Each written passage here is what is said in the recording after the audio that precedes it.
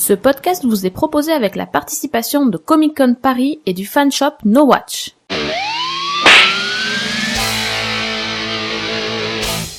Salut à tous et bienvenue dans Slap, le podcast qui claque pour ne rien rater de l'actu des séries. Cette semaine, Slap revient à sa forme habituelle et jette un coup d'œil de l'autre côté de l'Atlantique, vous parle du retour d'une série épique et part à la rencontre d'un vendeur de voitures sarcastique. Oh Ils n'étaient pas très nombreux à dire au revoir à House le 21 mai dernier, et pourtant c'est sur un épisode très émouvant que la série s'achevait après 8 saisons, certes en dents de scie, mais qui ont fait de House une brillante série de l'histoire de la télévision.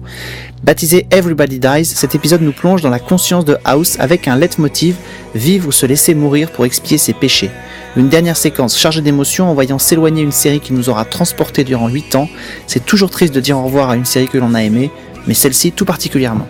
La chaîne Sci-Fi vient d'annoncer l'annulation de Sanctuary après 4 saisons. De son côté, CBS a renouvelé Rules of Engagement pour une saison 7.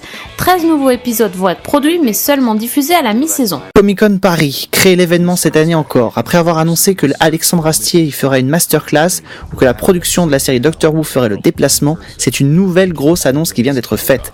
En effet, l'invité d'honneur de la partie série sera la série des frères Scott, qui vient de se terminer aux États-Unis après 9 saisons. À cette occasion, Mark Schwann, le créateur de la série, sera présent lors de cet événement, accompagné des acteurs Robert Buckley et Austin Nichols. Ça va mal du côté de Community, car le showrunner de la série, Dan Harmon, vient d'être mis à la porte alors que la série vient juste d'être renouvelée pour une saison 4. La raison de ce licenciement est plutôt étrange. Sony et NBC ont en effet déclaré vouloir élargir le public de la série. Les acteurs du show ont d'ailleurs immédiatement réagi sur Twitter et ont bien montré leur mécontentement. Du coup, la chaîne a été obligée de leur donner des petites instructions pour éviter tout dérapage. Plutôt que de fêter de manière tout naturelle le 2000e épisode de son existence, Plus belle la vie a trouvé plus judicieux de célébrer le 2012e épisode qui tombe en 2012. Diffusé le 26 juin prochain, l'histoire racontera comment Roland annonce à Myrtha et Thomas qu'un mystérieux inconnu veut lui louer son bar entre 19h et 22h le lendemain soir pour y célébrer une petite fête entre amis. Pas plus d'infos pour l'instant, si ce n'est que cet épisode verra le retour de figures emblématiques de la série, figures qui l'ont quitté il y a quelques années déjà, comme Pierre Marteau, alias Léo Castelli, mais surtout François Marcy, joué par Thierry Ragnaud, la voix française de Patrick Jane dans la série Mentaliste, et qui a quitté la série il y a 6 ans déjà. Un événement donc à ne pas rater. La série Paname, lancée à la rentrée 2011 et annulée après seulement 13 épisodes, pourrait renaître de ses cendres. En effet, le site Amazon s'est montré intéressé par la série qui a été plébiscitée par le public européen. Il s'agirait pour Amazon de son premier programme original et cela lui permettrait de concurrencer les autres plateformes de VOD comme par exemple Netflix et Hulu. On croise les doigts pour que les hôtesses de Paname puissent à nouveau monter à bord.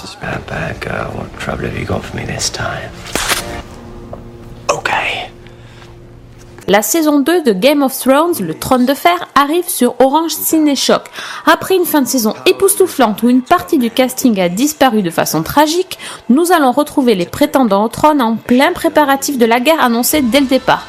Tandis que Joffrey fait régner la terreur sur ses terres et dans son château, la famille Stark se prépare à l'offensive et compte bien se venger. De son côté, Daenerys Targaryen et sa horde essaient de rejoindre le continent et de rallier des gens à leur cause. La véritable héritière, comme elle se surnomme, n'a peur de rien maintenant qu'elle a ses dragons à ses côtés. Mais c'est sans compter sur l'existence d'autres familles que nous allons découvrir et qui elles aussi ont soif de pouvoir.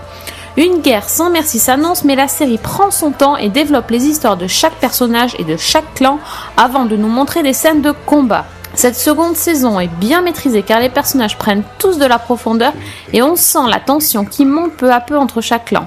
La série d'ailleurs s'est donné les moyens de ses ambitions car les décors sont grandioses, les costumes sont magnifiques et d'ailleurs pour retranscrire au mieux ces paysages gigantesques, le tournage cette année a eu lieu en Islande, en Croatie et en Irlande. Donc vous l'aurez compris, il s'agit d'une série complexe, épique et fantastique dans laquelle il faut absolument plonger. Si vous ne devez voir qu'une série, c'est celle-là. Donc Game of Thrones saison 2 est diffusée tous les dimanches à 20h40 sur Orange Ciné-Choc. I can always block the blow, or I can counter it with it. Nouvelle édition de la cérémonie des BAFTA, l'équivalent des Oscars pour la télévision anglaise, avec une très belle cérémonie à la clé. mais surtout un grand moment puisque Steven Moffat s'est vu remettre un prix spécial pour sa carrière, prix remis par ses deux héros, Matt Smith alias le Docteur de Doctor Who et Benedict Cumberbatch alias Sherlock. Il faut dire qu'en l'espace de quelques années, Moffat est devenu une figure emblématique du monde des séries pour avoir su moderniser des classiques comme Dr. Jekyll et Mr. Hyde dans Jekyll ou le personnage de Sherlock Holmes dans la série Sherlock. Mais il est aussi parvenu à s'approprier la mythique série Doctor Who dont il sera chargé de célébrer le 50e anniversaire l'année prochaine, une récompense donc parfaitement légitime.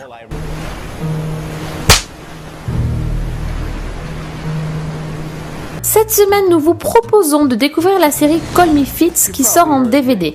La série tire son nom de son personnage principal, Richard Fitzpatrick, un vendeur de voitures d'occasion. Un homme désobligeant, irrespectueux et imbu de lui-même. Bref, un charmeur. Mais un jour, il est victime d'un accident de voiture qui le plonge dans le coma. Sa vie est alors chamboulée par l'arrivée de Larry, un nouveau vendeur de voitures qui est devenu associé, mais qui est en fait sa conscience. La tête d'affiche de la série, vous l'aurez reconnu, c'est Jason Presley.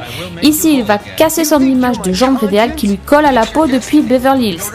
À ses côtés, on retrouve Ernest Grunwald qui incarne donc Larry, sa conscience, et qui a la lourde tâche de le remettre dans le droit chemin. Au menu de ce coffret de 3 DVD, les 13 épisodes, ainsi que des bonus parmi lesquels 2 making-of, un bêtisier et un teaser de la saison 2.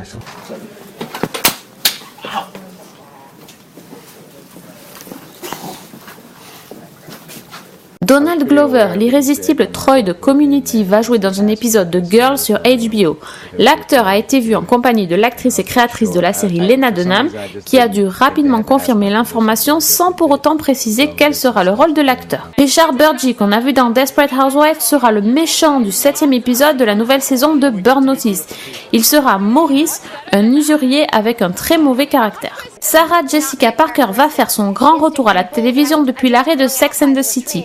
Elle jouera dans plusieurs épisodes de la saison 4 de Glee et elle sera le mentor de Kurt. Cette saison 4 va également accueillir une autre guest, Kate Hudson, qui sera dans 6 épisodes. Parminder Nagra, au chômage depuis l'annulation d'Alcatraz, a été choisie pour intégrer le casting de la saison 7 de Psych, enquêteur malgré lui. Elle y interprétera Rachel, une belle et charmante jeune femme dont Gus va tomber amoureuse, mais qui bien sûr dissimule un secret. Harold Perrineau de Lost va rejoindre la distribution de la 5e saison de Sons of Anarchy.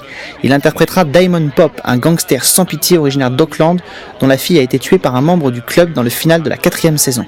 Jason Gedrick, qui jouait cette saison dans Lux sur HBO, va participer à un arc majeur de la 7e saison de Dexter. Il interprétera le manager d'un club de striptease de Miami qui se retrouve lié à une importante affaire de meurtre. Johanna Garcia, qu'on avait pu voir dans la sitcom Better With You, a été recrutée pour devenir la partenaire féminine de Justin Kirk dans sa nouvelle comédie de NBC Animal Practice, une sitcom qui suit un vétérinaire bougon aux méthodes non conventionnelles. Elle y jouera Dorothy Crane, une ex-docteur George Coleman devenue aujourd'hui sa patronne. Oh, une plante carnivore. J'ai trop la classe. Non. Hein? Non, franchement, non. Mais pourtant j'ai la flèche. Bah, je t'assure que non. On y va? Ouais, d'accord. Comic-Con Paris, le festival des cultures geeks du 5 au 8 juillet. Mais même avec la flashouille. Non, mais surtout avec la flashouille. On se quitte avec les images de la série The Neighbours qui sera diffusée sur ABC à la rentrée. Une famille emménage dans une maison de banlieue et découvre que tous ses voisins sont en réalité des aliens qui sont installés sur Terre depuis 10 ans. Une sitcom dans laquelle les deux communautés vont devoir apprendre à se connaître et à vivre ensemble. On se retrouve la semaine prochaine pour une nouvelle distribution de claques. On parlera de la diffusion de Strike Back sur Canal+, de la sortie DVD de la saison 3 de The Clone Wars, et vous découvrirez les premières images de Longmire, la nouvelle série de A&E. D'ici là, n'oubliez pas d'aller sur nowatch.net acheter vos billets pour Comic Con Paris, ainsi que sur le fanshop Nowatch soutenir tous vos podcasts préférés. Bonne semaine à tous, ciao.